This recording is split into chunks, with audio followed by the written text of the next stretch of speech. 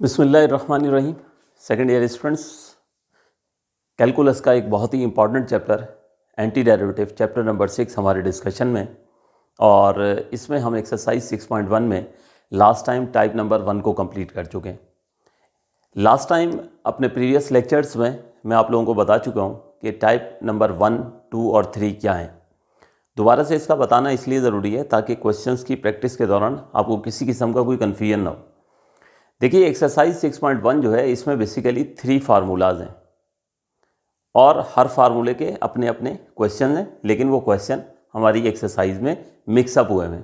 तो मैंने आप लोगों की सहूलत के लिए क्या किया है कि हर फार्मूले को उसकी अलग टाइप बना दी है। ठीक है, तो उसमें ये होता है कि फार्मूला सीखना आसान हो जाता है। एक दफ़ा आप फार्मूला सीख लें, फिर भरे आप एक्सरसाइज बुक की जो सीक्वेंस है उसको आप फॉलो करते रहें, कोई फ़र्क नहीं पड़ता है। ठीक है, तो टाइप नंबर 1 जिस तरह से हमने डिस्कस की थी, टाइप नंबर 1 में हमने फार्मूला डिस्कस किया था x to the power n, यानी अगर कोई वेरिएबल है उसके ऊपर पावर है और आप उसको इंटीग्रेट करना चाहते हैं तो क्या फार्मूला था। ठीक है, ये था हमारे पास फार्मूला 1/n+1 और x to the power n+1। अब इसको हमेशा हम फार्मूला नंबर 1 ही कहेंगे। ठीक है, इसको हमेशा हम फार्मूला नंबर 1 ही कहेंगे। एक पहचान के लिए मैं इसको हमेशा जब भी पुकारूंगा तो मैं इसको फार्मूला नंबर 1 कहूँगा कि उसको हम इस्तेमाल करेंगे और इंटीग्रेट कर देंगे। ठीक है, क्योंकि ये जो 3 फार्मूलाज हम पढ़ेंगे इस एक्सरसाइज में, ये पूरी चैप्टर में कह लीजिए, तमाम एक्सरसाइजेज में कह लीजिए, आपको अक्सर व बेशतर इस्तेमाल होते हुए जो है वो नज़र आएंगे। तो इसलिए इसको हमेशा हम जो है फार्मूला नंबर 1 से इसको हम पुकारा करेंगे। बिल्कुल इसी तरीके से अब आप जो एक और फार्मूला सीखने जा रहे हो जो फार्मूला नंबर 2 होगा, और उसको इसी वजह से जो है ये मैंने सारे क्वेश्चन जो हैं उनको नाम टाइप 2 दे दिए। तो टाइप 2 में हमने एक और नया फार्मूला सीखना है। कौन कौन से क्वेश्चन हैं जो इस टाइप 2 से सॉल्व होंगे? क्वेश्चन नंबर 5, 6, 7, 10, 14 और 18, ये 6 क्वेश्चन हैं जिनको हमने इन फार्मूलाज की मदद से करना है। तो आइए पहले फार्मूला सीख लीजिए, समझ लीजिए, उसके बाद इन क्वेश्चंस को करना मसला नहीं है। देखिए, हमारे पास अगर कभी भी ऐसा स्ट्रक्चर आ गया ax + b to the power n, ax + b की पावर n, ये अलजेब्रिक स्ट्रक्चर आ गया। अभी मैं इसकी एग्जांपल्स देता हूँ तो आपको मेरी बात बहुत अच्छे से समझ में आ जाएगी कि ax + b की पावर n ये स्ट्रक्चर है और आपने इसको इंटीग्रेट करना है। तो जिस तरह x to the power n का डायरेक्ट आपको इंटीग्रल बताया गया है 1/n+1 x to the power n+1 है, बिल्कुल इसी तरह से ax + b की पावर n का जो इंटीग्रल होगा ये होगा ax + b की पावर n+1, यानी जो भी उसकी पावर है उसमें आप 1 ऐड कर दोगे, वो पूरी की पूरी पावर जो है वो डिनोमिनेटर में आएगी, और उसके साथ ये जो x होगा, ये वेरिएबल होगा, उसका कोफिशिएंट भी यहाँ पर साथ आ जाएगा। ये है फार्मूला हमारे पास, यानी ax + b to the power n का इंटीग्रल हो जाएगा ax + b की power n+1 over n+1 multiply by the coefficient of x। ठीक है, कोफिशिएंट ऑफ x 2 होगा तो 2 आ जाएगा, कोफिशिएंट ऑफ x 3 होगा तो 3 आ जाएगा, 4 होगा तो 4 आ जाएगी। ठीक है, तो ये हमारे पास जो है फार्मूला है। अब आइए मैं ये आपको पहचान बताऊं, ठीक है, कि ये स्ट्रक्चर कैसा होगा। तो देखिए, जैसे मैं ये कह दूं कि हमारे पास है 3x + 4 टू दी पावर 9। अब आप देख लो, इसे मैं कह सकता हूं ना कि ये स्ट्रक्चर है ax + b और उस पर पावर क्या है, n मौजूद है। ठीक है, तो आप इसको इस फार्मूले की मदद से जो है वो इंटीग्रेट कर दोगे। मैं आपसे कह दूं कि ये हो जाए 5x - 3 का स्क्वायर हो गया, मैं कह दूं आप इसको इंटीग्रेट कर दो। मैं आपसे कह दूं 9x + 7 टू दी पावर 1/2, मैं आपसे कहूँ आप इसको इंटीग्रेट कर दो, तो आप इस फार्मूले की मदद से इंटीग्रेट करोगे। तो फार्मूला क्या कहता है कि जो भी फंक्शन है, यानी ax + b है, तो ax + b की जो भी पावर होगी उसमें आप 1 ऐड कर देंगे, वो पूरी की पूरी पावर बेटे नीचे आएगी, और उसके साथ आएगा x का कोफिशिएंट जो इस वक्त क्या है 3। तो ये लीजिए, इस फार्मूले की मदद से समझे मैंने इंटीग्रेट कर दी। अब आगे कैलकुलेशन तो जाहिर सी बात आप करोगे ही ना, 9 + 1 10 हो जाएगा, यहाँ पे भी 9 + 1 10 होगा, और उसको 3 से मल्टीप्लाई करोगे तो आंसर मिल जाएगा। यहाँ पर आ जाइए, फिर ये स्ट्रक्चर है ax + b। ठीक है, तो हमारे पास जो है ax + b होल स्क्वायर ये फार्मूला इस्तेमाल होगा। तो क्या करना है आपने, ये जो फंक्शन है आपके पास ax + b, इसकी पावर में आप 1 ऐड करोगे, वही पूरी की पूरी पावर डिनोमिनेटर में लिखोगे, और साथ आपने x का कोफिशिएंट लिख देना। ये इसका इंटीग्रल हो गया। यहाँ पर आ जाइए, 9x + 7 इसकी पावर हाफ है, इसको आपने इंटीग्रेट करना है। तो ये देखें, ये भी स्ट्रक्चर क्या है, ax + b की पावर n। तो सिंपल आप क्या करोगे, कि 9x+7 पर जो भी पावर होगी उसमें 1 ऐड करेंगे, वही पावर डिनोमिनेटर में आ जाएगी, लेकिन साथ वेरिएबल के कोफिशिएंट से मल्टीप्लाई करना नहीं भूलिएगा।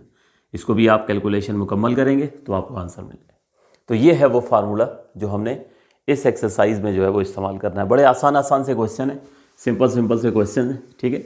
इस फार्मूले को हमने इस्तेमाल करना है। तो जब भी मैं आपसे कभी कहूँ ना फार्मूला नंबर 2 इस्तेमाल हो रहा है, फार्मूला नंबर 1 तो अब हमेशा के लिए हमारा स्टैंडर्ड सेट हो गया है। जब भी मैं आपसे कहूँ कि फार्मूला नंबर 1, तो आपके जहन में वही फार्मूला आना चाहिए, कौन सा, x⁴n का। बिल्कुल इसी तरीके से यहाँ पे जब कभी मैं फार्मूला नंबर 2 कहूँगा तो आपके जहन में फ़ौरन आना चाहिए ax+b⁴n। इस फार्मूले की यानी बात हो रही है।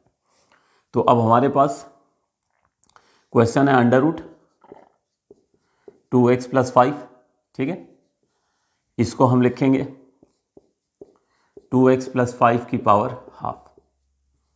बस अब आपने क्या करना है कि ये फार्मूला जो है आपको नज़र आ रहा है ax+b⁴n, ax+b⁴n, ठीक है।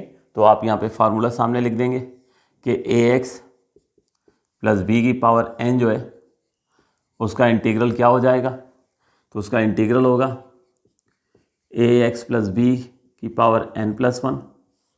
Over n+1 multiply by the coefficient of variable, ठीक है। क्योंकि ये ज़रूरी नहीं है ना हमेशा x की फॉर्म में हो, क्वेश्चन y की फॉर्म में भी हो सकता है, इसलिए मैं वेरिएबल ऑफ x नहीं कह रहा, ठीक है, कोफिशिएंट ऑफ वेरिएबल नहीं कह रहा, ठीक है। यहाँ पे जो है हमारे पास बल्कि सॉरी कोफिशिएंट ऑफ x नहीं कह रहा, यहाँ पे मुझे क्या कहना चाहिए, कोफिशिएंट ऑफ वेरिएबल, ठीक है। तो यहाँ जो भी वेरिएबल होगा उसका कोफिशिएंट लिखा जाएगा। तो फार्मूला क्या हो गया, ax+b⁴n+1 ओवर a×n+1। तो अब यहाँ पे बस क्या करना है कि ax+b⁴n, तो n पावर को कहते हैं, ठीक है।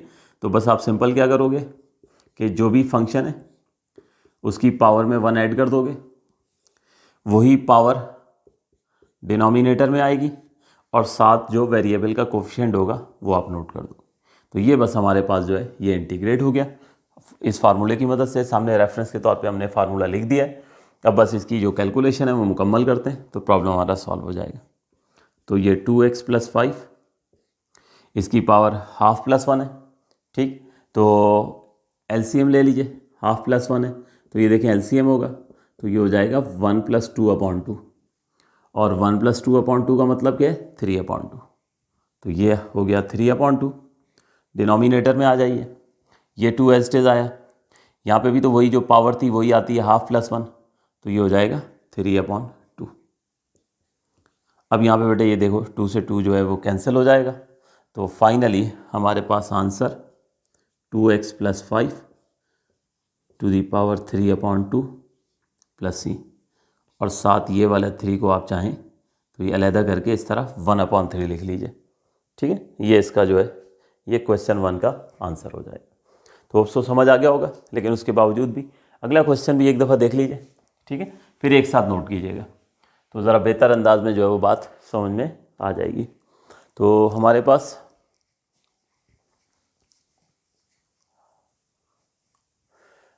नेक्स्ट क्वेश्चन है, ये क्वेश्चन नंबर 6, और ये है integral of 2x+3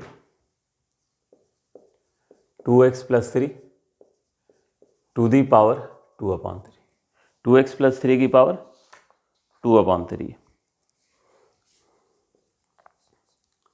integral of 2x+3 to the power 2/3। अब आप देख लो बेटे बहुत वाज़ेह आपको नज़र आ रहा है ax+b और उस पर पावर है 1, तो इसका मतलब है ये फार्मूला इस्तेमाल करना है ax+b⁴n। तो क्या हो जाएगा ax+b⁴n+1 ओवर n+1 मल्टीप्लाई होगा किससे, जो वेरिएबल का यहाँ पर कोफिशिएंट होगा जो कि इस वक्त ये है।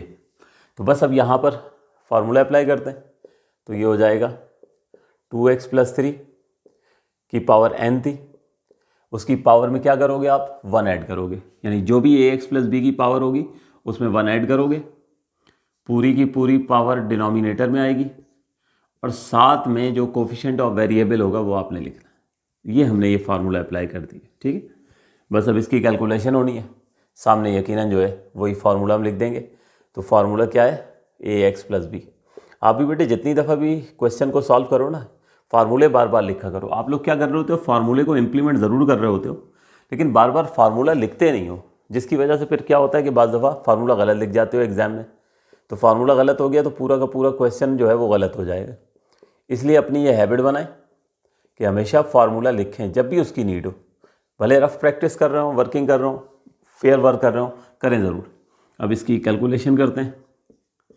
तो 2x + 3 यहाँ एलसीएम होगा, तो ये देखिए 2/3 + 1 है ना, तो एलसीएम होगा तो 3 जाके 1 से मल्टीप्लाई हो जाएगा। तो क्या बनेगा 2 + 3/3 यानी 5/3।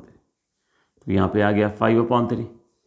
डिनोमिनेटर में भी ये 2 अपनी जगह मौजूद है, यहाँ पे भी एलसीएम लेंगे तो 3 ने जाके 1 से मल्टीप्लाई हो जाना है ना, तो यही होना है ना 2 + 3/3 यानी 5/3। तो अगले स्टेप में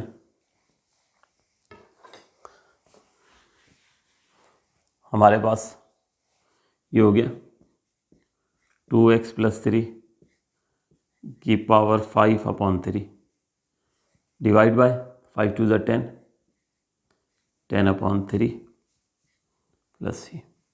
अब ये 3 जो है ऊपर शिफ्ट कर देते हैं, ठीक है, फ्रैक्शन सॉल्व हो जाएगा। तो ये हो गया 3 × 2x + 3 to the power 5/3 over 10। ये आंसर नोट कीजिए बेटे।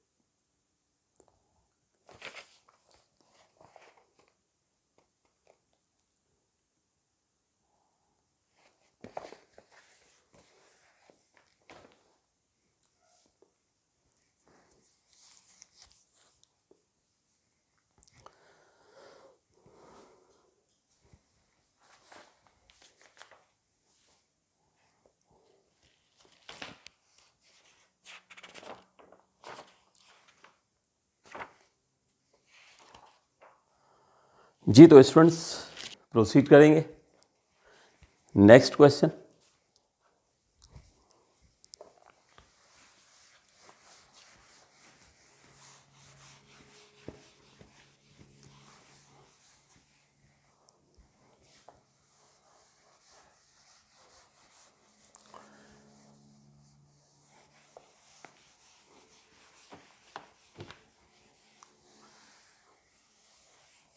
नेक्स्ट हमारे पास क्वेश्चन नंबर 7 है, इंटीग्रल ऑफ 3x + 4 और टू दी पावर 29। अब आप बहुत वाज़े तौर पर जो है वो देख सकते हो कि एक बार फिर हमारे पास जो स्ट्रक्चर आ गया वही है ax + b to the power n, ax + b to the power n, यानी यही फार्मूला इस्तेमाल होगा। तो 3x + 4 टू दी पावर 29। तो सिंपल आपने करना क्या होता है कि ax + b जो भी स्ट्रक्चर है उसकी पावर में 1 ऐड करना है, पूरी की पूरी पावर डिनोमिनेटर में आ जानी है और साथ आएगा कोफिशिएंट किसका, वेरिएबल का, जो इस वक्त क्या है 3। तो इस तरह से डायरेक्ट इंप्लीमेंट करना सीखें जिस तरह मैं आपको बताता हूँ, ठीक है। सामने रेफरेंस के तौर पे फार्मूला लिख देना है और यहाँ उसको इंप्लीमेंट कर दिए, बस अब इसकी जस्ट कैलकुलेशन करनी है। तो 3x + 4 ये पावर हो गई 30, ठीक है, 3 × 30, 29 + 1 30 हो गया।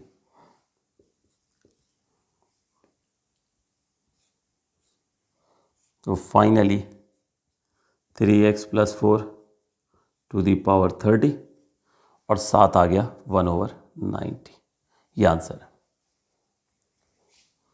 एक क्वेश्चन और करवा देता हूँ मैं इसके बाद वाला, फिर एक साथ नोट कीजिएगा दोनों, ठीक है। नेक्स्ट है हमारे पास question number 10, integral of dy over under root A Y plus B, under root 1 upon under root A Y plus B. देखिए सबसे पहले तो क्वेश्चन लिख लेते हैं। अब क्या होगा कि डिनोमिनेटर में जो ए वाई प्लस बी है ना, इसके ऊपर लिखेंगे हम पावर हाफ और इसको न्यूमिनेटर में ले जाएंगे तो इसकी पावर माइनस हाफ बन जाएगी। फिर वो फार्मूला हमने इस्तेमाल करना। तो ये हो गया integral of 1 upon A Y plus B to the power half, ठीक है। अब इसको ए वाई प्लस बी को शिफ्ट कर देते हैं। तो ये लीजिए A Y plus B to the power minus half D Y. तो अब आप देख लो वही स्ट्रक्चर है ना, बस ये कि question in term of Y कह सकते हैं ना A X plus B to the power N. तो वही फार्मूला इस्तेमाल होगा। तो क्या करना है कि A Y plus B to the power N plus 1 over N plus 1 multiply by the coefficient of variable multiply by the coefficient of variable, जो इस वक्त किसके बराबर है, ए के बराबर। तो ये हमने फार्मूला अप्लाई किया। अब इसकी जस्ट कैलकुलेशन होनी है। अच्छा, अब आपने सामने फार्मूला रेफरेंस के तौर पे लिख देना है। तो क्वेश्चन चूँकि वाई की टर्म में चल रहा है तो फार्मूला भी आप जो है वो वाई की टर्म में लिख दीजिए, यानी लिख दीजिए ए वाई प्लस बी की power N, this will be equals to A Y plus B to the power N plus 1 over A into N plus 1। ठीक, तो बस अब इसकी जस्ट जो है वो कैलकुलेशन होगी। तो ये हो गया A Y plus B minus half plus 1, minus half plus 1 का मतलब एलसीएम होगा तो माइनस 1 प्लस 2 अपॉन 2, यानी क्या हो जाएगा 1 अपॉन 2 हो जाएगा। तो ए वाई प्लस बी के ऊपर पावर आ गई हाफ, डिनोमिनेटर में ए एस टीज आया, माइनस हाफ प्लस 1 यहाँ पर भी किसके बराबर आ गया, हाफ के बराबर। ठीक हो गया। तो अब क्या होगा कि ये फ्रैक्शन जो है ये 1 अपॉन 2 का 2 जो है ये यहाँ ऊपर शिफ्ट हो जाएगा। तो 2 को ऊपर ले जाते हैं, ये स्टेप मैं यहाँ कर देता हूँ। ठीक है, तो ये 2 आया। अच्छा, ए वाई प्लस बी के ऊपर पावर हाफ आ रही है तो इसको रूट लिख देते हैं। तो ये आ गया ए वाई प्लस बी और अपॉन ए। ठीक है, ये साथ कांस्टेंट ऑफ इंटीग्रेशन लिखना ना भूलिएगा। तो ये बेटे फाइनली हमारे पास जो है वो आंसर आ गया। नोट करें ये दोनों क्वेश्चन।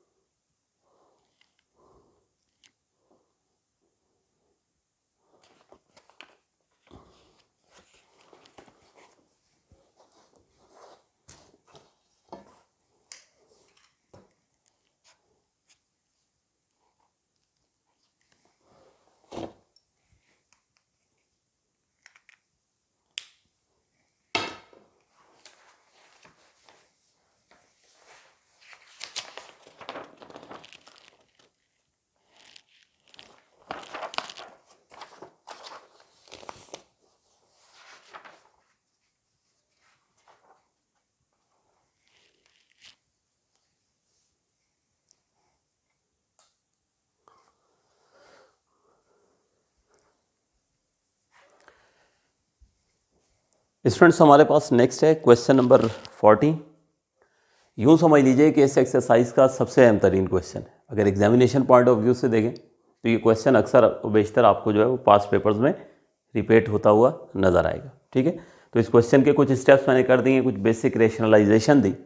तो मैंने सोचा थोड़ा सा टाइम जो है वो बचा लिया जाए, तो रेशनलाइजेशन के स्टेप्स कर दिए मैंने, वो मैं आपको सिखाता हूँ और उसके बाद फिर क्वेश्चन को प्रोसीड करते हैं। तो बहुत ही आसान क्वेश्चन है, लेकिन इस क्वेश्चन में हमारे पास ये आप इस वक्त देख रहे हो integral of 1 upon under root 1 plus X plus under root X मौजूद है।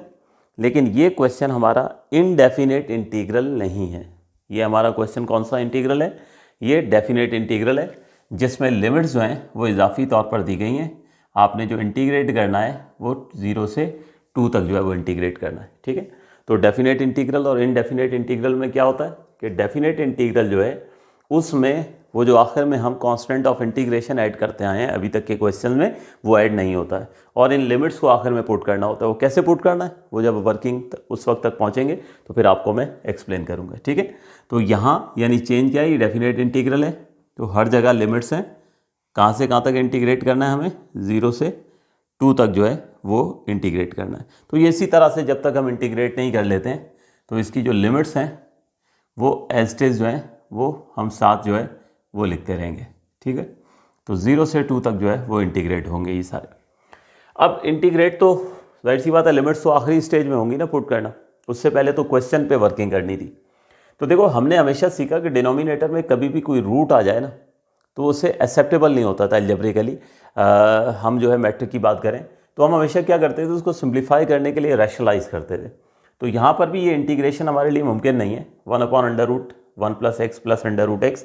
तो क्या करना होगा कि हम इसके कॉन्जुगेट से मल्टीप्लाई एंड डिवाइड करेंगे, उससे प्रॉब्लम रैशनलाइज हो जाएगा, जो कि मैं कर चुका हूँ। प्रॉब्लम बहुत आसान हो जाएगा, हम उसको जस्ट इंटीग्रेट करेंगे। तो रैशनलाइज करने के लिए कॉन्जुगेट से मल्टीप्लाई एंड डिवाइड करना होता था। तो √1 + x + √x का जो कॉन्जुगेट होगा ना बेटे वो होगा √1 + x - √x, ठीक है। तो मैंने यहाँ पर आप देख सकते हो कि कॉन्जुगेट से मल्टीप्लाई भी कर दिया है और डिवाइड भी कर दिया है। तो अब न्यूमिनेटर में √1 + x - √x 1 से मल्टीप्लाई होकर पूरी की पूरी टर्म एज इट इज आ गई, जबकि डिनोमिनेटर में ये दोनों टर्म्स √1 + x + √x और √1 + x - √x ये दोनों आपस में मल्टीप्लाई हो। अब ये न्यूमिनेटर √1 + x - √x ये देख लें आप, ये एज इट इज आ गया। डिनोमिनेटर में असल वर्किंग होनी है, रैशनलाइजेशन का मतलब ही जो है वो ये होता है। तो हमने होगा ये कि यहाँ पर ये देखिए ये लिखा हुआ है a + b और ये लिखा हुआ है a - b। तो फार्मूला अप्लाई हो जाएगा a + b × a - b का, तो ये हो जाएगा a² - b²। ये कहते हैं पहली टर्म को जो √1 + x है उसका भी स्क्वायर हो गया, फिर माइनस की साइन आई, फिर सेकेंड टर्म b का स्क्वायर हो गया। अब ज़रा ध्यान से देख लीजिए, देखो बेटे यहाँ पर स्क्वायर ने रूट को कैंसिल कर दिया, ठीक हो गया। यहाँ पर भी स्क्वायर ने क्या किया, रूट को कैंसिल कर दिया। तो इधर बच जाएगा 1 + x और यहाँ बच जाएगा -x, जैसा कि आप लोग यहाँ पर जो है वो देख रहे हैं। अगले स्टेप में ब्रैकेट्स ओपन हुए और जैसे ही ब्रैकेट ओपन हुए तो ये +x और -x ये आपस में कैंसिल हो गए, ठीक है। और डिनोमिनेटर में हमारे पास जो है वो 1 आ गया। तो इस तरह से हमारा क्वेश्चन जो है समझे फ्रैक्शन जो है वो ख़त्म हो गया। और अब यहाँ पर दो टर्म्स आ गई हैं, एक आ गई है √1 + x और एक आ गई है √x। अब दोनों के साथ अलग अलग इंटीग्रल लिखते हैं और उसके बाद देखते हैं कि दोनों कैसे इंटीग्रेट हो। तो फर्स्ट इंटीग्रल है 0 to 2 √1 + x माइनस की साइन आई, फिर इंटीग्रल ऑफ 0 to 2 √x। ये दो इंटीग्रल हो गए। अब अगले स्टेप में आप ट्रिक जो है वो ज़रा समझ लीजिए कि कैसे मैंने यहाँ पे इसको जो है वो इंटीग्रेट करना है। देखो और करके मैं यहाँ पे एक स्टेप करने जा रहा हूँ। ये हमारे पास जो है 0 से 2 तक इंटीग्रेट होना है। इंटीग्रेट होना है 1 + x ने, इंटीग्रेट होना है 1 + x ने। अगर मैं इन दोनों की पोजीशन इंटरचेंज कर दूँ, x की जगह 1 और 1 की जगह x ले आऊँ, आप भी ये बना दीजिएगा सिंबल, बाद में आपको याद रहेगा कि इनकी पोजीशन इंटरचेंज हुई थी, ठीक है। तो 1 + x को मैं लिख रहा हूँ x + 1 और रूट को मैंने लिख दिया पावर हाफ, ठीक है, ये हो गया। और माइनस की साइन आई, इंटीग्रल हो गया 0 to 2 और यहाँ भी √x था, x की पावर हाफ हो गई। अब देखिए यहाँ तो हमारे पास फार्मूला नंबर 1 इस्तेमाल हो गया ना, x⁴n को इंटीग्रेट करना है। तो x⁴n का इंटीग्रल क्या होता है, 1/n + 1 x⁴n + 1, यानी यहाँ पर हो गया फार्मूला नंबर 1।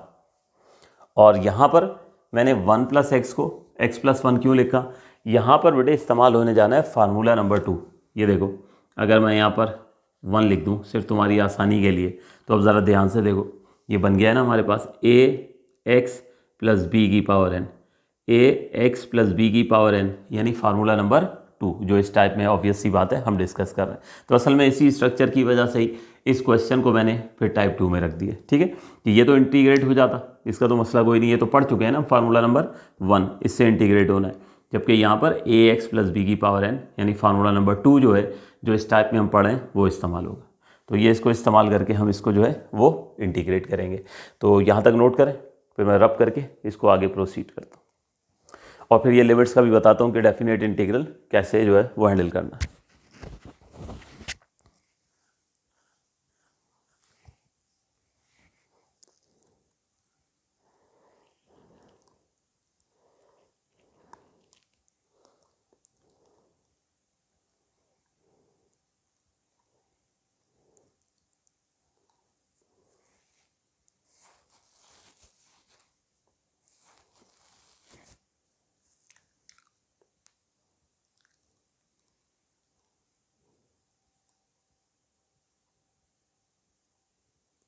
जी तो स्टूडेंट्स प्रोसीड करते हैं आगे फर्दर।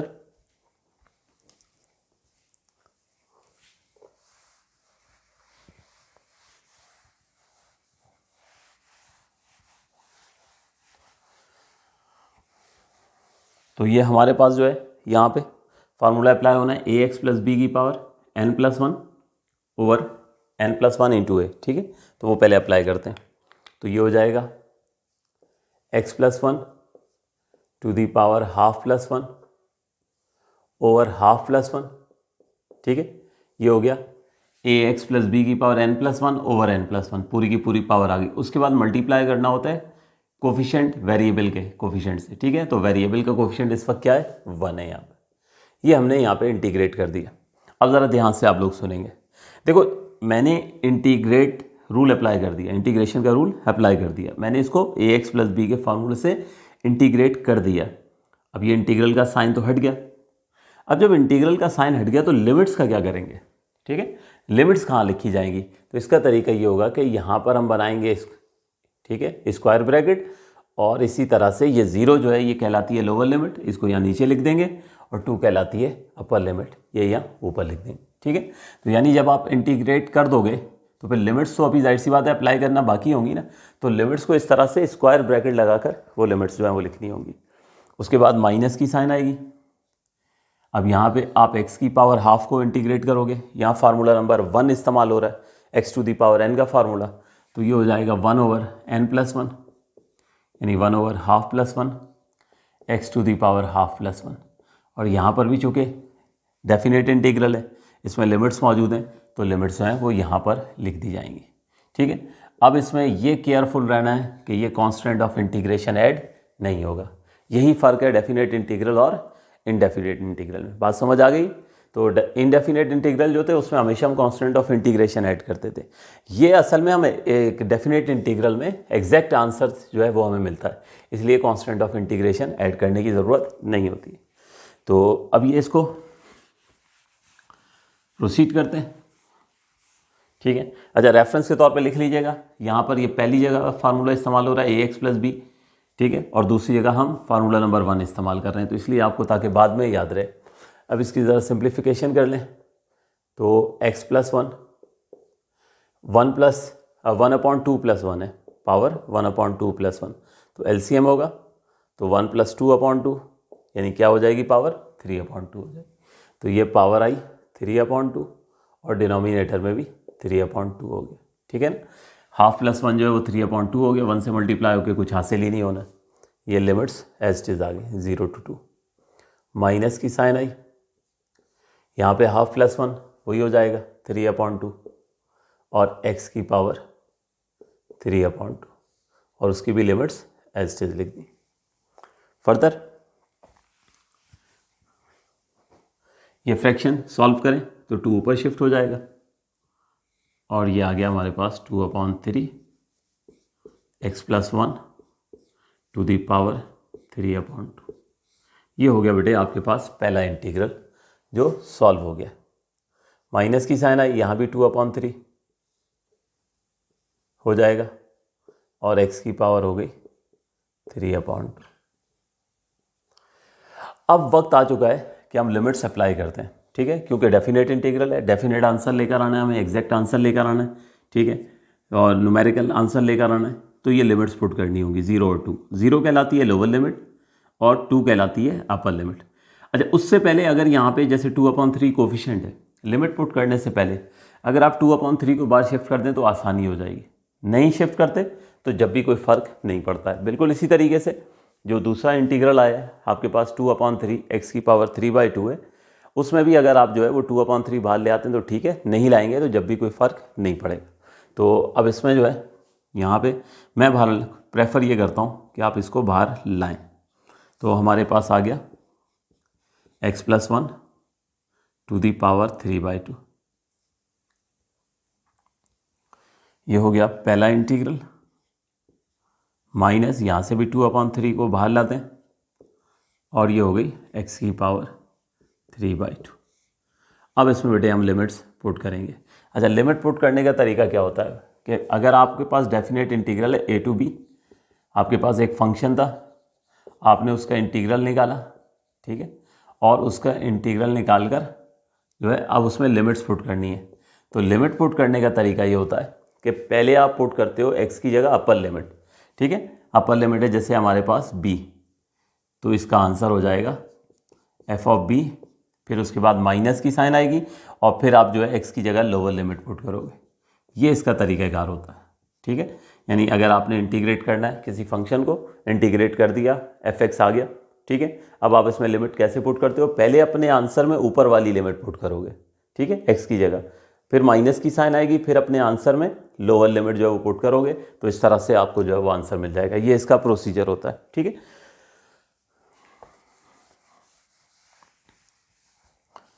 तो अब इसमें लिमिट पुट करते हैं, पहले अपर लिमिट पुट करते हैं, ठीक है। इसकी बात करें, यहाँ x की जगह ही पुट करना होगा, पहले 2 पुट कर देंगे x की जगह, फिर उसके बाद जो है वो 0 पुट करेंगे। तो 2/3 आया, ब्रैकेट लगाते हैं, ठीक है। पहले x की जगह अपर लिमिट पुट करनी है, तो ये हो जाएगी हमारे पास 2 + 1 3/2। ये x की जगह अपर लिमिट पुट कर दी, फिर माइनस की साइन आएगी, फिर लोअर लिमिट रखेंगे, x की जगह हम 0 रख देंगे, तो ये आ गया 0 + 1 3/2। ये इस तरह से पहला इंटीग्रल जो है उसमें हमने लिमिट्स पुट कर दी हैं। यानी क्या रूल होगा डेफिनेट इंटीग्रल में, सबसे पहले अपर लिमिट पुट करेंगे, फिर माइनस की साइन आएगी, फिर लोअर लिमिट पुट करेंगे। -2/3 आया। अब यहाँ पे भी x की जगह हमने पहले रखनी है अपर लिमिट यानी 2, तो ये बन जाएगी 2/3/2, फिर माइनस की साइन आनी है, फिर x की जगह रख देनी है लोअर लिमिट यानी 0/3/2। ये हमने यहाँ पर जो है वो लिमिट्स पुट कर दी। अब इसके बाद तो जस्ट कैलकुलेशन है, ठीक है, और कैलकुलेट करेंगे और हम आंसर तक जो है वो पहुँचेंगे। तो देखो ये 2/3 एज इट इज़ आया। अब चाहें तो यहाँ पे आप जो है ना या कर्ली ब्रैकेट भी लगा सकते हैं।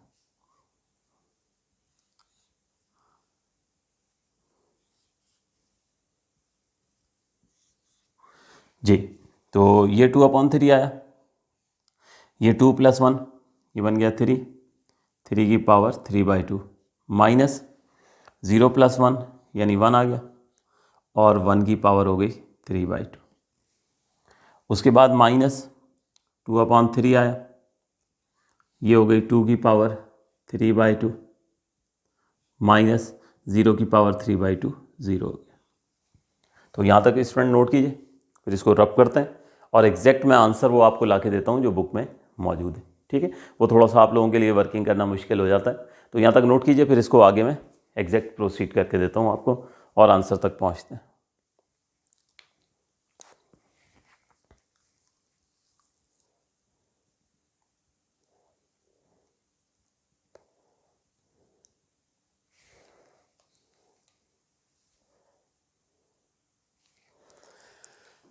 जी, तो नेक्स्ट इसको प्रोसीड कर रहे हैं और जल्दी से बस आंसर तक जो है वो हम पहुंच जाएं।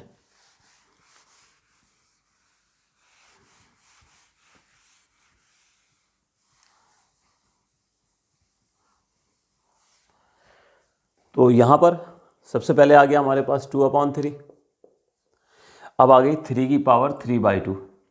3 की पावर जो 3/2 है ना, ये स्टूडेंट याद रखिएगा, ये बराबर होती है 3√3 के। यानी ये जो 3 की पावर 3/2 है ये किसके बराबर हो जाएगी, 3 की पावर ये हो जाएगी 3√3 माइनस 1 की जो पावर 3/2 है ये हो गया 1। उसके बाद यहाँ पर -2/3 आया। अब 2 की पावर 3/2, 2 की पावर 3/2 जो है ये बराबर हो जाएगा हमारे पास 2√2। ठीक है, -0 तो जाहिर सी बात है आप उसको स्किप कर देंगे। अब यहाँ पे ये 3 की पावर 3/2 और 2 की पावर 3/2 ये कैसे सॉल्व हुए। 3 की पावर 3/2 3√3 के बराबर और 2 की पावर 3/2 2√2 के बराबर कैसे हुआ, ये इंशाल्लाह मैं बाद में एक्सप्लेन करता हूँ। पहले मैं चाह रहा हूँ कि क्वेश्चन जो है वो कंप्लीट हो जाए। ठीक, तो ये इस लेक्चर में नहीं हो सका तो इंशाल्लाह अगले लेक्चर में मैं आप लोगों को जो है वो बता दूंगा कि ये कैसे जो है पावर सॉल्व होकर 3√3 और 2√3 के बराबर है। अगले स्टेप में क्या करना है कि हमने यहाँ से जो है वो 2/3 दोनों जगह मौजूद है तो 2/3 कॉमन निकाल लेंगे तो यहाँ बच जाएगा 3√3 -1 और यहाँ से जो है ये बच जाएगा 2√2। अगले स्टेप में ये ब्रैकेट्स ओपन करेंगे। ठीक है, तो ये हो जाएगा 3√3 -1 -2√2 और फाइनली हम इसको लिख सकते हैं 2/3 3√3 -2√2 ये बेटे एग्जैक्टली मैंने